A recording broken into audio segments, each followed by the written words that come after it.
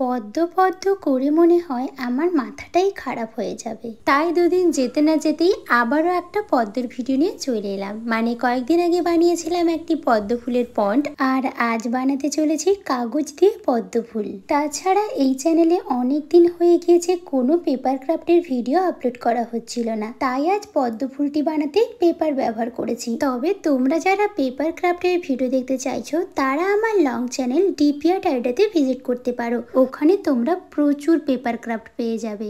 আর আজ এই পদ্ধতি বানাচ্ছি খুবই সহজ পদ্ধতিতে, তাই তোমরা যে কেউ চাইলে এটা রিক্রিয়েট করতে পারবে। চলো এখন নতুন একটা ইনফরমেশন তোমাদের সাথে শেয়ার করি।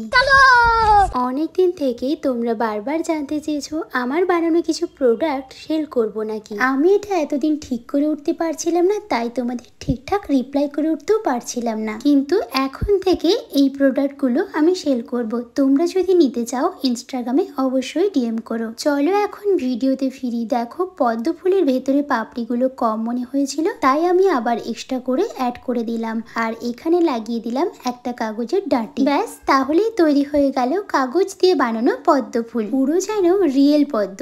আরে না না, রিয়েল জিনিসটা সত্যি আলাদাই হয়, সেটার মতন কোনো কিছুই এত সুন্দর হয় না। তবে এই কাগজের পদ্মটি তোমাদের কেমন লাগলো অবশ্যই জানিও। দেখা হচ্ছে নেক্সট কোনো ভিডিওটিতে। টাটা।